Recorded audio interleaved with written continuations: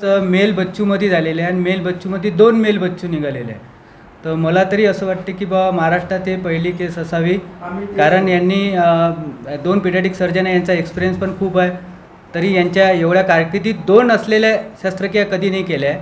तर मला असं वाटते भारतातली पण हे पहिली केस असू शकते. आणि महाराष्ट्र शासनाचा दवाखाना आहे, विभागीय संदर्भ सेवा रुग्णालय, जे फक्त नाशिक आणि अमरावती इथं आहे. हे महाराष्ट्र शासनाचं एक चांगलं असं हॉस्पिटल आहे की इथं चांगल्या प्रकारे शस्त्रक्रिया पार पडत असतात. आणि 5 जिल्ह्याचं हॉस्पिटल आहे, अकोला, बुलढाणा, यवतमाळ, वाशिम आणि अमरावती. तर याचं कसं आपलं इतकी पब्लिसिटी झालेली आहे, माउथ टू माउथ पब्लिसिटी आहे. आपण असं जनजागरण नाही करत, पण माउथ टू माउथ पब्लिसिटी इतकी झालेली आहे की हे बच्चू डिलिव्हरीसाठीच छत्रपती संभाजीनगरला जात होतं, पण तिथच्या डिस्ट्रिक्ट हॉस्पिटल आणि वुमन्स हॉस्पिटलनं ते सीझर शस्त्रक्रिया केली.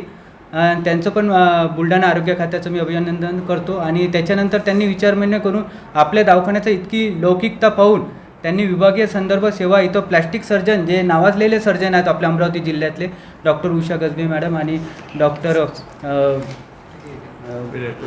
सर्जन नवीन चौधरी सर, हे इतके नावाजलेले सर्जन आपल्या इथं लाभलेले आहे. आणि सरचं जेव्हापासून या दोघांचं जोपासून 2007पासून हे हॉस्पिटल सुरू झालेलं आहे, तेव्हापासून यांची अविरत सेवा इथं चालवली आहे. आणि इतके डिफिकल्टी चॅलेंजिंग केसेस हे करत इथं आलेले आहे. आणि हे त्यांच्या आयुष्यातली सगळ्यात ती चॅलेंजिंग केस होती.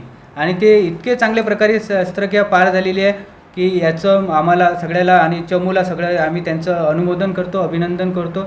आणि सार्वजनिक आरोग्य खात्याचं आमचे मिनिस्टर आष्टीकर साहेब यांचं आम्ही अभिनंदन करतो.